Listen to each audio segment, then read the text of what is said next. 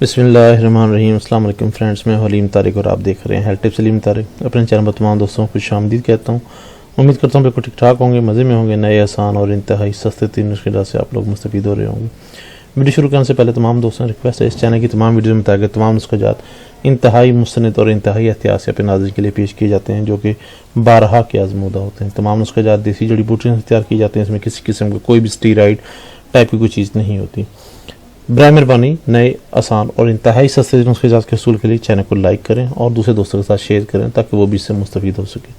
تیار شدہ دوا کے حصول کے لیے ویڈیو کے آخر میں دیے گئے نمبرز پر رابطہ کر کے دوا منگوا سکتے ہیں۔ فوائد، پرہیز، دوران علاج غذا کے استعمال کے بارے میں جاننے کے لیے ویڈیو کو آخر تک ضرور دیکھا کریں۔ شکریہ جی۔ آج کا ہمارا جو ٹاپک ہے وہ ہے جی قبض، کانسٹیپیشن۔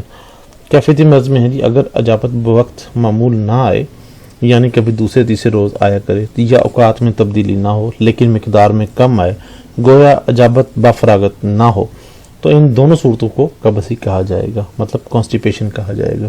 آج کل بے شمار لوگ اس مرض میں مبتلا ہیں لیکن بے پرواہی کرتے ہیں۔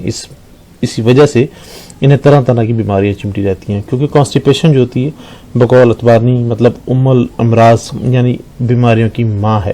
اس کی وجہ سے سر درد، نزلہ زکام، نظر کی کمزوری، دل کی گھبراہٹ، بے چینی، بھوک کی کمی، بواسیر وغیرہ جیسے امراض پیدا ہو سکتے ہیں۔ اس کے اسباب کیا ہیں جی؟ چائے کا زیادہ استعمال، سگریٹ نوشی، حقہ نوشی، تیز مسالے والے کھانے کھانا، بازاری کھانے کھانا، شراب نوشی، افیون کھانا وغیرہ، یہ ان کی مین ریزنز بنتی ہیں۔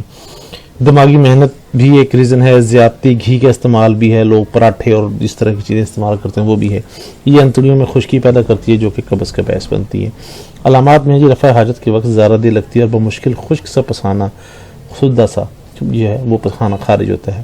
بعض مواقع پر جو اجابت ہوتی ہے وہ خون آلودہ بھی ہوتی ہے، مطلب ہلکا سے بلڈ کے سپاٹ بھی نکلے ہوتے ہیں، بالوں کا بلڈ بھی آنا شروع ہو جاتا ہے۔ اس کی دو قسمیں ہیں، اتفاقی یا عارضی، اور دوسری جو ہے وہ ہے عادتی یا دائمی، ہم قبض جسے کہتے ہیں۔ اصول علاج میں ہے جی عارضی قبض ہو تو معمولی قبض شاید دوا سے ہی دور ہو سکتی ہے، لیکن اگر دائمی قبض کا دور کرنا ذرا مشکل ہے۔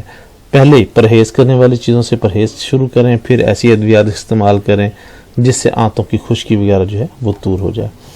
نسخہ نمبر 1 ہے جی، اس میں گل بنفشہ عمدہ 10 تولہ، روغن بادام 10 تولہ اور پانی 1 سیر 1 کلو۔ ترکیب تیاری میں گل بنفشہ 10 تولہ رات کے وقت 1 کلو پانی میں بھگو رکھیں اور صبح آگ پر جوشائیں۔ جب پانی آدھے سے کم رہ جائے تو اتار کر رکھ لیں، ٹھنڈا ہونے پر اچھی طرح مل کر چھان لیں اور اس پانی میں 10 تولہ روغن بادام خالص ملا کر پھر آگ پر رکھ کر پکائیں۔ جب تمام پانی جل کر صاف روغن باقی رہ جائے تو اتار کر شیشی میں سنبھال لیں۔ اب ترکیب استعمال میری 6 ماچے گرم دودھ میں آدھا کلو ملا کر اس کو پئیں۔ انشاءاللہ چند روز میں قبض جو ہے کانسٹیپیشن دور ہو جائے گی۔ کسی بھی قسم کی مسئلہ یا پریشانی کی صورت میں یا تیار شدہ دوا کے حصول کے آپ ہم سے رابطہ کر سکتے ہیں۔ واٹس ایپ نمبر دیا جا چکا ہے، بیرون ملک مقیم حضرات واٹس ایپ نمبر پر رابطہ کر سکتے ہیں۔ برائے مہربانی کوشش کریں رات کو 9 سے 10 بجے تک کال کریں تاکہ آپ کی بات کو توجہ سے سن کر آپ کی بہترین رہنمائی کی جا سکے۔ بہت شکریہ جی۔ آخر میں پھر وہی ریکویسٹ ہے کہ جن لوگوں نے چینل کو سبسکرائب نہیں کیا، برائے مہربانی ویڈیو کو لائک کریں اور چینل کو ضرور سبسکرائب کریں۔ السلام علیکم ورحمۃ اللہ وبرکاتہ۔ اللہ حافظ۔